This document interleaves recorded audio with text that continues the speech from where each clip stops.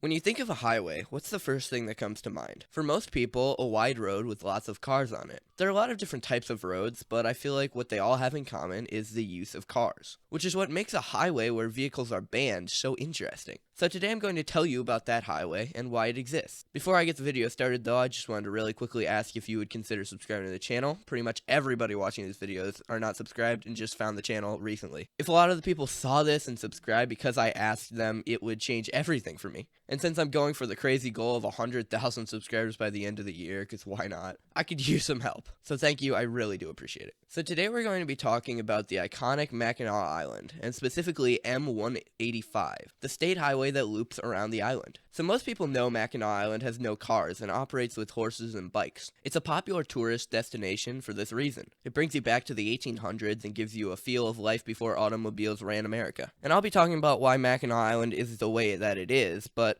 what I'm more interested in as a road enthusiast is the 8-mile highway on the island that has no cars at all. Why would a road that doesn't allow vehicles to drive on it be allowed to mark itself as a state highway? Well, to figure that out, we need to go back in time and talk a little bit about the history of Mackinac Island. So the island started as an important spot in the War of 1812, with major battles taking place on the island at Fort Mackinac. It was under British control during the war, but after it ended, the land was returned to the Americans. Not much happened for the next 50 years, but after the Civil War, the island started to become a popular tourist destination, and became the second national park in history. Because of this, the tourism on the island went way up, and the island started to develop to accommodate that. Meaning from very early on, Mackinac Island was run by the tourism industry. Around 1859, the federal government left the island, and it was switched to a state park instead of a national park, but that didn't change the amount of yearly visitors on the island. It was around this time where cars started to be brought into the area. It was at a point where cars started to be a bigger part of America. But when the island doctor brought a car onto the island, residents apparently complained that the car scared their horses and caused carriage accidents. This prompted a full ban of automobiles on the island in 1898, shaping the island to be what it is today. But this is where M185 comes into the story, because even after vehicles stopped being used on the island, there was still demand for roads and ways to get around the island. So a little after 1900, a highway was built around Mackinac Island, made out of limestone and manure composition. Yes, you heard that right, manure composition. I don't know what was going on. If somebody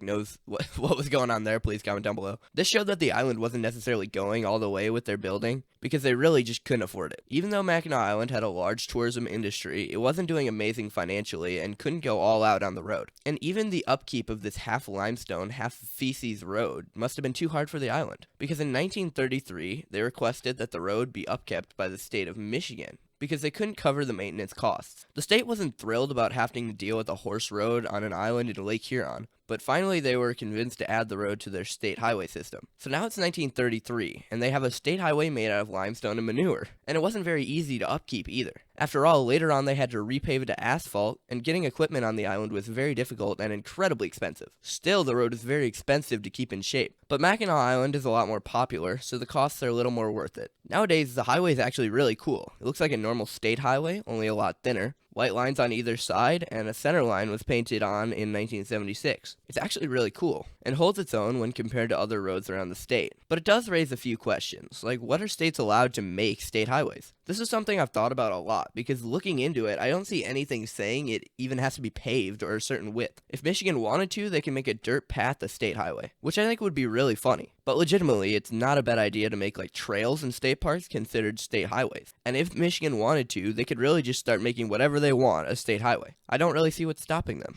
Thanks for watching.